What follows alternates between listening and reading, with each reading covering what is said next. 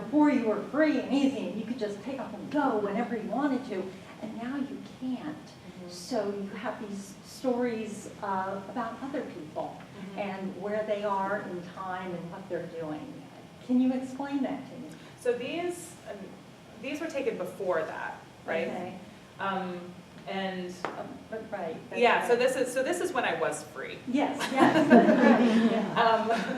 And yeah, so I developed a story for each of these people. Not that I could tell you what the story is, because what I wanted with these pictures is to bring the viewer a story, like a picture that then the viewer could project their own story onto, which is why I didn't want to give too much detail. I wanted to give just enough detail to give you some place to start as the viewer and as me, but I did have like a broad narrative of these women in this series. And the objects play a role in sort of giving you that narrative. Thank you. Does that make sense? But I can see what you're saying about the calm though, where these pictures, like my life probably was a little bit less hectic then, and I was able to sort of put all of these things into play, all of these objects kind of into play, where these I've stripped it away again, and I'm like, okay, like I can't photograph people because I have people hanging on me all day long, so here I need to like strip it all away, make it super calming and pleasing, and so that might have something to do with it actually, subconsciously. One of the things that I think I wrote somewhere, but that I kept trying to stop myself from doing was put narrative onto these objects. I love your narratives though. So, right, like I think there are at least 3 spoons in the images, or like here's a stake that you would build something with, make a foundation with. So it's really easy, a mother is responsible for feeding and caring for this family, and here's the discarded spoon, and is that a comment on self-worth? But I think that is not necessary. It's not in this work. It's probably a heroin spoon we've discovered actually. Right. But also trying to, these are all objects that were found discarded on the street, and where their lives, why were your kids attracted to these objects and not all of the others? And so I think one can look at this really as a collection. I think if you wanted to write a narrative, have a creative writing class, go into this exhibition and see what stories would arise out of just these images of the objects. You have the wasp over there. I mean, it seems like a number of these objects you can actually remember when they were found and where. I was wondering what your boys think of your work, your collection. They feel so proud and honored. Yeah, so they haven't actually been here, but they've seen them in my studio, and they love it. And when I told them the title, they're like, "Mom, the secret color is not green anymore." Yeah, so things change. So they love it. I've got a hunch that maybe you're, when you had time to wander the world and, pick up shiny objects with your camera, now you feel a bit constrained and hectic. It's your sons who are out there with the time and the relaxation to pick up the shiny objects. And then you photograph them. That hasn't changed. Yeah. But, they're doing the gathering now rather than you assembling things. Yeah, it's true. And it's also, because I actually have to confess, I am like kind of obsessively picking up stuff, as Lynn will know. I picked up something yesterday and tossed it at her. But so it slowed me down. It's opened my eyes up to like different ways of seeing too, which is really wonderful. Well, that drive, back and forth. Yeah. The total waste of time is, this is Santosha. Yeah. Yeah. Your sons probably don't look at it the same way. Yeah. Caitlin, this is so fascinating, and one thing I can't help but observe is the relationship between the mapping that you made of your route to your children's daycare center and the objects that you've depicted. And of course, the route is very abstract, and the objects are sort of emphatically, they almost come across like still lives of a sort. I was just wondering if you, and you did speak a little bit about the route that you did to work, but I wondered if you could just say a little bit more about the nature of that composition, which is so, it's so appropriate for this show and it works so well, but it's also so strikingly different.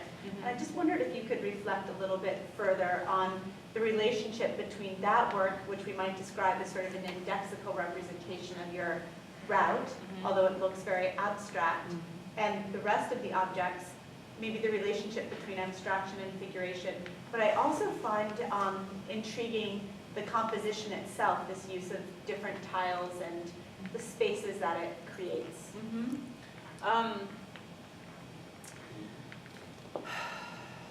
I loved what you just said. I just want to think about that for a minute. So, you know, it was interesting for me, just in terms of the look of something and pure representation versus the more abstract. I am not a trained drawer. I don't draw. Like, it's not, I've never been like very good at it. But the way, and so it was a very conscious decision for me to represent something with an abstract, in the abstract, other than photography. And so if I was going to express myself in ways other than photography, in my mind it needs to be abstract. Because I just don't feel like, I think I can represent what I need to represent, like the objects in, I'm not, let me see, let me try that again. You know, I don't have any business sort of drawing a real representation of things. When I want to do something representational, it just needs to be a photograph. You know, I guess that's kind of what I was getting at. And what else was your question? I'm sorry. I guess what I'm also really interested in, so one similarity that I see, although this is an abstract representation, is I see a sort of compositional similarity in that there are a series of framed objects and you have this series of tiles.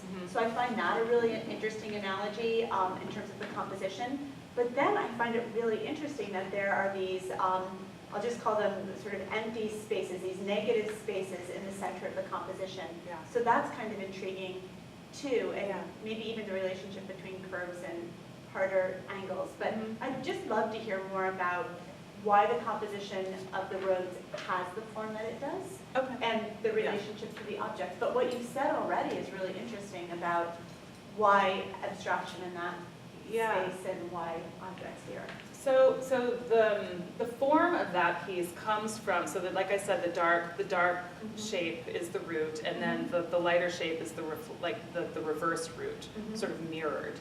And you know, originally I did want to do an entire piece. I wanted to fill in all of the spaces, and I wanted it to be one big block. But I just didn't, I think I was doing that because that's what I know. I know rectangles, you know, and so I just needed to sort of start stripping that away because it's not so simple, you know, and it's not so like neat and tidy, this thing. And I think that's what I was getting at with these drawings. It's like, it's not that simple, you know, and so when you make a shape that's not a square, it becomes just a little bit more complicated. And I put the rounded edges in for that very same reason. It's not that cookie cutter. In fact, there are lots of flow, and there's changes of direction, and there's unexpected things that happen. And so if it was, you know, very sort of structured like that, it would be a misrepresentation of what it's about. And that's kind of where that comes from.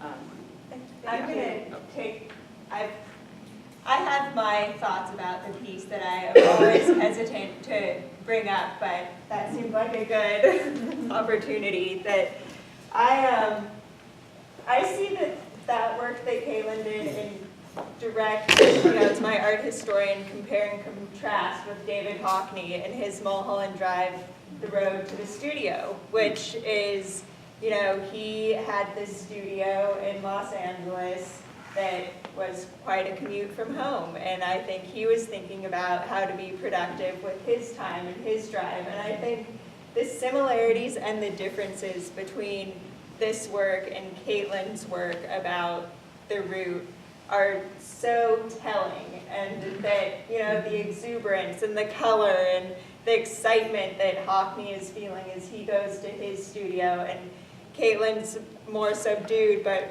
perhaps, you know, more labor that is fulfilling. And Hockney's piece, this is 243 inches, so what, that's 10 feet across. And, you know, the privilege of having that space and that time to complete a painting of that scale. And Caitlin working with these 8x8 squares because her privilege was being able to find the time in between pickups and dinners and drinks with friends to be able to get this work done. So I've been thinking a lot about this work. And then as you were just talking about abstraction and photography and thinking about David Hockney's photo collages and the way that he uses squares of images to piece them together to make these full compositions, which I'll have to think about more now. I was just thinking about sort of the issue of portability. And you mentioned, you know, that you only use natural light when you do portrait photography because you don't want all that equipment. And as we become parents, then, you know, we have to figure out how to make everything portable because we're dragging kids around and all the equipment that comes with that. And I remember when you, I remember you working on the drawing when you had your kids out at your mom's house over the summertime. And so I just wondered if you have, you know, been very conscious of that, about having to like make all of the work that you do somehow more portable. Yeah. So did I not say that? I've said this before, but yes, it's a very good point. So each square is a size that I could shove into my bag and work on in those little times. And that was a very conscious decision. And so it's 35 tiles that I was able to just carry with me. And that made it extremely important for me to make this work. I don't think I could have done it any other way. But I did have the privilege of going to my mom's house for 2 weeks over the summer, and I made these larger drawings. And so I did one a week there, and that was a very sacred time for me. And I had to like make sure that the kids were out of my hair, and, you know, I just like get out, you know. So, but that was really challenging, and that's not something I'm privileged with that often.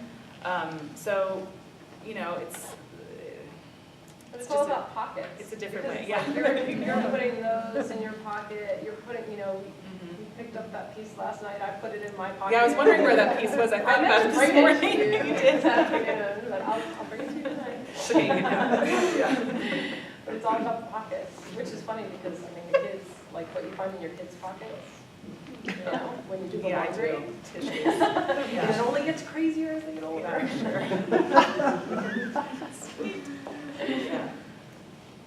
Yeah. Caitlin, I'm interested, we were first introduced to your work through a series that you did on, for lack of a better term, dead birds. Oh, yeah. And we saw your studio at 52 O Street, and we were just so taken with those images. Yeah. And how does that fit into what you're... So that's a good question. And so I feel that work, you know, I feel like that work is a transition for me. And so that's work that I did when I didn't really, so that was an expansion of work that I'd started in grad school. And that was work that I was making as I was sort of exploring this idea of magic and the transformation between life and death. And so I was photographing those birds because I wanted to find sort of the mythological qualities that they possess in life in these specimens. So I looked through, for those of you who don't know, I looked through thousands of specimens at the ornithology department of the Smithsonian, looking for these particular specimens that were able to sort of bring over these qualities that they had in life. I mean, they're mythological qualities, but into these positions that they were in death. And so it was a kind of a transition point for me. I think it comes back a lot to these pictures because they look very similar. They're objects on white backgrounds. Those pictures were informative for me, and again, it goes back to the idea of the collection and hunting for things, but they don't have, like, I don't know, I don't feel as connected to those works. I feel like it was absolutely a transition time for me. I don't feel like there's any, I can't, it's hard for me to talk about them because I don't feel very connected to them. And that's why they're not here, but, and the light, so the light there too, I used fake lights and there was no shadows, and so there, like, that piece was missing. Yeah. But they were stunning. They're beautiful pictures, like, they're really beautiful pictures, but it's like, And were they larger? yeah, they're bigger than I think this, so. yeah, yeah. They are specimens. They have, and you know, these works I think can be seen as specimens as well. But because of your use of light, I think, and you are letting these objects make drawings as well in a way. The shadows become the drawings made by the objects. That it takes the specimen likeness out. Yeah, I mean, these have both, right? Yeah. I mean, because the light is so there, it's so stark, I mean, and like you can see all the details, so that's very specimen-like, but then you're right, and then it transforms into something completely unspecimen-like. So it's got that dual sort of thing happening in them. Yeah, you know, I'm conflicted by those bird pieces, as you can tell. I don't know. You did quite a few of them, as I recall. I did 6. I spent like a year looking through that collection, and I could only find 6, and so that was hard. But anyway, I did it while I was really pregnant. I had to do something. I think we have time for one more question, thought. Don't be shy. Someone, last comment. I may be reading too much into this, but if we could go back to the tile piece and the drawings, for me, when I first saw them, immediately thought of the yellow wallpaper, and that the repetition of pattern and a sense of frustration, maybe. Is that anywhere in there? Or? Yeah, I mean, so that you're talking about the story. Yes, right? the short story. Yeah. That was brought up to me actually by somebody else. I don't remember who, but yes, and there's was it you? You guys. Yeah. So why don't you talk about it? Well, and then you sent me the story after we talked about it, and I reread it recently. But it's a story of, you know, a woman's madness because she's a new mother and her husband basically banishes her into this room in an estate in the country so that she can get well. And there's this yellow wallpaper in the room that she starts seeing figures in and sees a life behind this wallpaper, and it drives her more and more crazy to the point that she just starts tearing away at it and ripping at it, and in the end, you know, she ends up behind the wallpaper, I think. So it's very related, I think, to this idea of motherhood and what can drive you crazy and how do you scratch your way out of it. And you've done it very productively with these drawings. And goes back to, you know, the women's advertisements of the 50s and this perception that persists of a woman and their work. And I think, you know, we've been very hesitant to say womanhood and motherhood around this and really talking about being a parent and being an artist. Yeah. Yeah. I just don't want to pigeonhole myself into this position of being a mom, you know? And I think that while this work comes out of my new sort of role and it's inspired by it, I really am hesitant to call it like the mama work, even though I do sometimes. But it's also You know? the studio work. That's a really important thing yes. too, and what it means to be an artist with a dedicated space to making work, what that can lead to. But unlike the story, it goes to a fatal end, but instead of letting it drive you crazy, you turned it into something productive and peaceful. And Yeah.